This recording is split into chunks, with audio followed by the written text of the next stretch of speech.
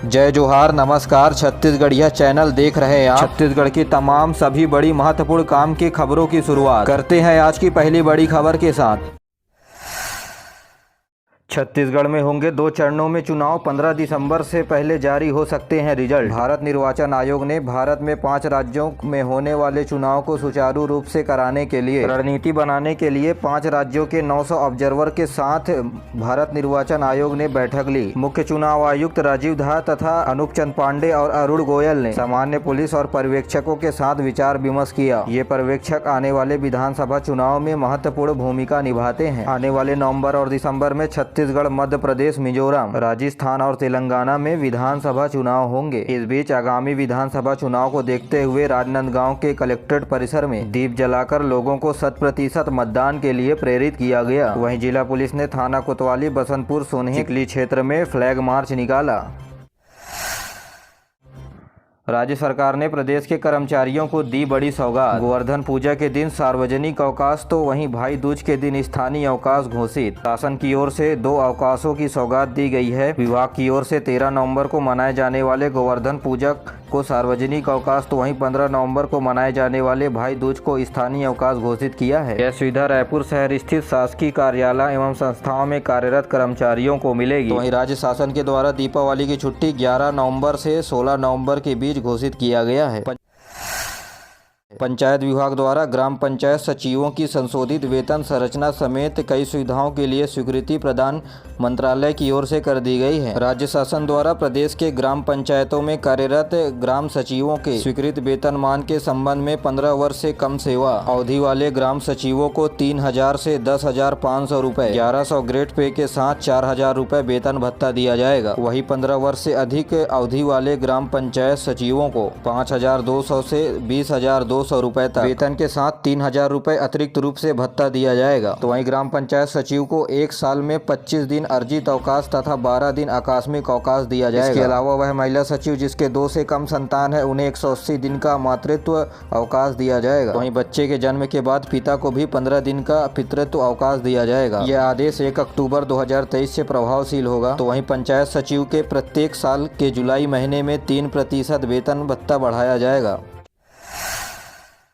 राज्य सरकार किसानों की सुविधा को ध्यान में रखते हुए खरीफ विपणन वर्ष 2023-24 में प्रदेश के विभिन्न जिलों में नए धान उपार्जन केंद्र खोलने की अनुमति प्रदान की है। इस संबंध में खाद्य विभाग ने आदेश जारी कर दिया है। जानकारी के मुताबिक राजनांदगांव के देवकट्टा और संबलपुर में नवीन धान उपार्जन केंद्र खोले जाएंगे। महासमुंद जिले के बोडरा बांधा आम गाँव में, वही मुंगेली जिले के औरा बांधा, बलरामपुर जिले के डूमनपान तथा कोंडागांव जिले के बड़े ओड़ गाँव में धान उपार्जन केंद्र खोले जाएंगे।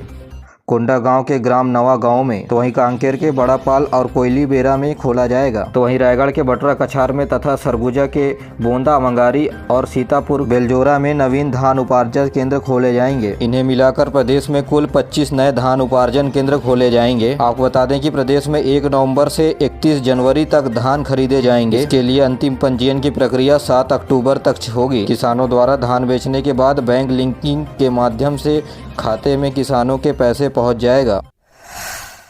कांकेर में नगरीय निकाय और पंचायती राज महासम्मेलन का आयोजन किया गया। इस दौरान कांग्रेस के राष्ट्रीय महासचिव प्रियंका गांधी वाड्रा और प्रदेश के मुख्यमंत्री भूपेश बघेल मुख्य अतिथि के तौर पर शामिल हुए, जहां उन्होंने कांकेर जिले में 886 करोड़ रुपए के विभिन्न कार्यों का लोकार्पण एवं शिलान्यास किया। वहीं उन्होंने 5 युवकों को रोजगार प्रमाण पत्र प्रदान किया। इसके अलावा पुरखौती पुस्तिका का भी विमोचन किया गया। कार्यक्रम में प्रियंका गांधी ने कहा कि एक समय था जब जनप्रतिनिधियों की संख्या बहुत कम थी, जिससे छोटे छोटे कार्यों के लिए दिल्ली या रायपुर जाना पड़ता था, लेकिन पंचायती राज लागू होने के बाद लोकतंत्र गांव तक पहुंचा है। इसके चलते गांव के विकास के लिए गांव के प्रतिनिधि ही निर्णय कर पा रहे हैं। कार्यक्रम को संबोधित करते हुए मुख्यमंत्री ने राज्य पावर कंपनी में 1 अप्रैल 2004 से नियुक्त करीब 10,000 कर्मियों को नवीन अंशदायी पेंशन योजना के स्थान पर पुरानी पेंशन योजना लागू करने की घोषणा की। साथ ही पुलिस विभाग में पदोन्नति को 33% से बढ़ाकर 40% करने को कहा। कृषि विश्वविद्यालय पखांजूर का नाम पूर्व प्रधानमंत्री स्वर्गीय इंदिरा गांधी के नाम पर किए जाने की घोषणा की। वहीं उन्होंने कहा कि हल्बी, गोड़ी, सरगुजिया और भद्रा जैसी इन स्थानीय भाषाओं में पढ़ाई कराई जाएगी, जिसके लिए स्थानीय शिक्षकों की भी भर्ती करनी पड़ेगी। छत्तीसगढ़ में स्नातक छात्र यानी ग्रेजुएशन स्टूडेंट अब 2 विषयों में सप्लीमेंट्री यानी पूरक परीक्षा की पात्रता के प्रस्ताव में राज्यपाल के द्वारा मंजूरी दे दी गई है। इस निर्णय से राज्य के 72,000 छात्रों को एक बार फिर परीक्षा देकर कीमती 1 साल बचाने में मदद मिलेगी। जी हां, लॉकडाउन के बाद एग्जाम हॉल में एग्जाम देने के पश्चात करीब 50% छात्र फेल हो गए थे। इसके बाद छात्रों ने सरकारों के हित में बड़ा निर्णय लिया है। प्रदेश के सभी यूनिवर्सिटी में यह नियम अर्थात 2 विषय में जो छात्र फेल होता है उसे सप्लीमेंट्री एग्जाम देने का मौका दिया जाएगा। यह फैसला प्रदेश के सभी यूनिवर्सिटी में अब लागू हो गई है। जल्द शुरू हो सकती है बिलासपुर दिल्ली फ्लाइट, चकरभाटा एयरपोर्ट में हुआ ट्रायल। जी हां, मुख्यमंत्री बघेल के द्वारा पत्र लिखने के बाद बिलासपुर एयरपोर्ट में शुक्रवार को दिल्ली की फ्लाइट के लिए ट्रायल किया गया। एलायंस एयर ने इसकी सुविधा दी। संभवतः विंटर सीजन में दिल्ली से बिलासपुर तक के लिए नई फ्लाइट मिल सकती है। यह फ्लाइट इलाहाबाद यानी प्रयागराज से बिलासपुर और बिलासपुर से दिल्ली के लिए उड़ान भरेगी। ये फ्लाइट हफ्ते में 2 दिन शनिवार और रविवार को उड़ेगी। विदेशों और देशों के नामी सर्जन छत्तीसगढ़ की राजधानी रायपुर में आ रहे हैं, जहां विदेशों के स्पेशलिस्ट डॉक्टरों के द्वारा निःशुल्क लाखों रुपए का इलाज किया जाएगा। जी हां, गंभीर बीमारियों के ऑपरेशन के लिए 9 अक्टूबर से रजिस्ट्रेशन की प्रक्रिया शुरू हो रही है। USSR, China, Japan, Egypt, England, London, Singapore के साथ साथ नामी सर्जन देश के आ रहे हैं। सभी रायपुर में होने वाले अमासी कॉन 2023 में सम्मिलित होने रायपुर पहुँचने वाले हैं, जहाँ 2 से 5 नवम्बर के बीच ऑपरेशन विभिन्न बीमारियों का किया जाएगा। जी हां, छत्तीसगढ़ वासियों के लिए अच्छी बात यह है कि देश विदेश के कई नामी सर्जन इस दौरान मोवा स्थित बालाजी हॉस्पिटल में मरीजों की जटिल से जटिल सर्जरी करेंगे। इसके लिए वे कोई शुल्क भी नहीं लेंगे, यानी सर्जरी निःशुल्क होगी। इसके लिए 9 अक्टूबर से 18 अक्टूबर के बीच श्री बालाजी हॉस्पिटल मोवा में रजिस्ट्रेशन कराना होगा अनिवार्य। गरियाबंद जिले में लक्ष्य से कोसों दूर जल जीवन मिशन काम को तेज गति प्रदान करने के लिए 18 ठेकेदार को काम से हटाया गया, तो वहीं 72 ठेकेदारों को कारण बताओ नोटिस भी जारी किया गया है। बता दें कि 2024 तक क्रियान्वयन किया जाने वाला जल जीवन मिशन जिले से लक्ष्य से कोसों दूर है। तो वहीं छत्तीसगढ़ में जल जीवन मिशन के तहत 31,47,000 से ज्यादा परिवारों को मिल चुका है नल का कनेक्शन। छत्तीसगढ़ में नल जल मिशन के तहत 49,93,795 परिवारों को नल कनेक्शन दिए जाने का प्रावधान है। इसके विरुद्ध में वर्तमान स्थिति पर 31,37,469 घरेलू नल कनेक्शन दिए जा चुके हैं। बलौदाबाजार जिले में पुलिस विभाग में बड़े पैमाने पर तबादला किया गया है। इस तबादले की सूची में 41 पुलिस कर्मियों का नाम शामिल है। शिक्षा विभाग में भी बड़े पैमाने पर तबादला हुआ है। कई जिलों के डिस्ट्रिक्ट एजुकेशन ऑफिसर बदले गए हैं। छत्तीसगढ़ में हाई कोर्ट के द्वारा शराब घोटाला मामले पर सुनवाई की गई, जहां हाई कोर्ट ने राहत नहीं देते हुए ढेबर समेत 4 आरोपियों की जमानत याचिका खारिज कर दी है। हाई कोर्ट ने आरोपी अरुणपति त्रिपाठी, नितेश पुरोहित, पप्पू ढिल्लर समेत अनवर ढेबर की अंतरिम बेल को खारिज कर दिया है। जानकारी के लिए बता दें कि ईडी ने अनवर ढेबर को 2,000 करोड़ रुपए के शराब घोटाला का दोषी बताया है। गिरफ्तारी के बाद ढेबर को हाई कोर्ट ने स्वास्थ्यगत कारणों को लेकर अंतरिम जमानत पर छोड़ा है। राज्य शासन के द्वारा कौशल्या माता विहार व्यवसायिक के भूखंड बिक्री के लिए आदेश जारी कर दिया गया है। यहाँ 182 व्यवसायिक भूखंड आवंटित किए गए हैं। इन भूखंडों को बेचने के लिए रायपुर विकास प्राधिकरण के द्वारा 11 अक्टूबर से 25 अक्टूबर के बीच आवेदन मंगाए जाएंगे। यहाँ जमीन की कीमत 3,300 रुपए प्रति वर्ग फुट होगी। वहीं राज्य सरकार से छूट मिलने के बाद 2,700 रुपए इसकी कीमत हो जाएगी। छत्तीसगढ़ के नाम एक और अवार्ड हुआ। जिंदल स्टील एंड पावर को श्रेष्ठ CSR इंटीग्रेटेड बिजनेस के लिए इंटर्न इंडिया लीडरशिप अवार्ड दिया गया। जी हां, छत्तीसगढ़ के मशहूर Jindal steel plant eastern institute of integrated learning and management के लिए कलकत्ता ने श्रेष्ठ CSR इंटीग्रेटेड बिजनेस के लिए प्रतिष्ठित ईस्टर्न इंडिया लीडरशिप अवार्ड से सम्मानित किया है। यह सम्मान समाज सेवा के प्रति जिंदल स्टील प्लांट की कटिबद्धता को दर्शाता है। जिंदल स्टील प्लांट फाउंडेशन के चेयरपर्सन सालू जिंदल ने कहा कि जिंदल स्टील एंड पावर व्यावसायिक सफलता और सामाजिक जिम्मेदारियों के बीच परस्पर संतुलित संबंध विश्वास करता है। छत्तीसगढ़ के रायगढ़ में 14,250 लीटर अवैध विदेशी शराब जब्त किया गया। धर्मजयगढ़ प्रभारी आबकारी उप निरीक्षक संतोष कुमार नारंग ने कार्रवाई करते हुए 14,250 लीटर अवैध विदेशी शराब जब्त किया है। छत्तीसगढ़ में यह शराब खपाने के लिए मध्य प्रदेश से लाई गई थी, जहां कार्रवाई करते हुए आरोपी को गिरफ्तार कर लिया गया है।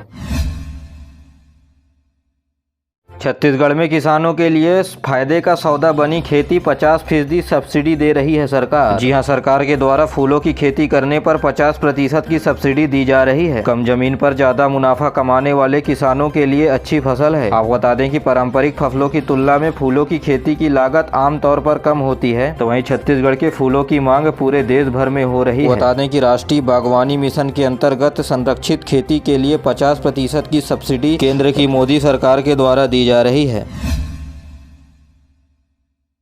आकाशवाणी के द्वारा संवाददाताओं की जोनल कार्यशाला बीते दिनों हैदराबाद में आयोजित की गई। इस कार्यशाला में छत्तीसगढ़, आंध्र प्रदेश और तेलंगाना के संवाददाताओं ने भाग लिया। इस दौरान छत्तीसगढ़ मीडिया में संरक्षण, संवर्धन और स्वतंत्रता को बनाए रखने के लिए एक समिति बनाई गई। वहीं जनसंपर्क विभाग के सचिव इस समिति के पदेन सचिव होंगे।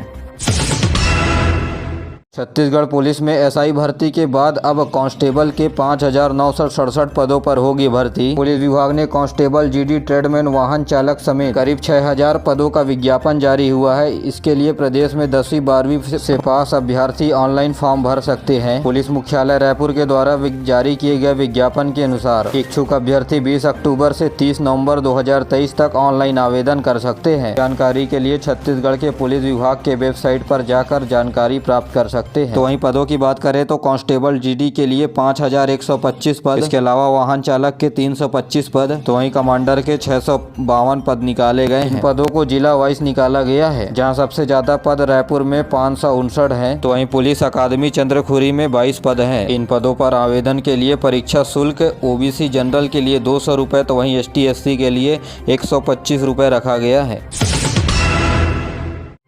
छत्तीसगढ़ में 15 साल पुरानी पंजीकृत वाहनों का पहला कबाड़ खाना बनकर तैयार हो गया है। प्रदेश का पहला स्क्रैपिंग केंद्र रायपुर के धनेली गांव में शुरू हो गया है। परिवहन मंत्री मोहम्मद अकबर ने स्क्रैपिंग केंद्र का उद्घाटन किया। गौरतलब है कि राज्य सरकार की वे सभी गाड़ियां जो 15 वर्ष से पुरानी हो चुकी हैं, उन्हें कबाड़ में बदलने का पहले ही फैसला लिया जा चुका है। इसके तहत अब प्रदेश में 15 वर्ष से पुरानी गाड़ियों को धनेली स्थित कबाड़ केंद्र में जमा कराया जाएगा। इस मौके पर परिवहन मंत्री मोहम्मद अकबर ने कहा कि पंजीकृत अपनी पुरानी वाहनों को इस कबाड़ केंद्र में जमा कराने के बाद नई वाहन खरीदने के लिए परिवहन शुल्क में 25% की छूट राज्य सरकार की ओर से दी जाएगी। यानी वाहन खरीदते समय लगने वाले टैक्स में 25% की छूट दी जाएगी। इसके लिए कबाड़ केंद्र से ऑनलाइन प्रमाण पत्र दिया जाएगा, जो छत्तीसगढ़ के सभी ऑटोमोबाइल बिक्री केंद्र में मान्य होगा। इस केंद्र का संचालन मेटल कॉर्पोरेशन ऑफ इंडिया के द्वारा किया जाएगा।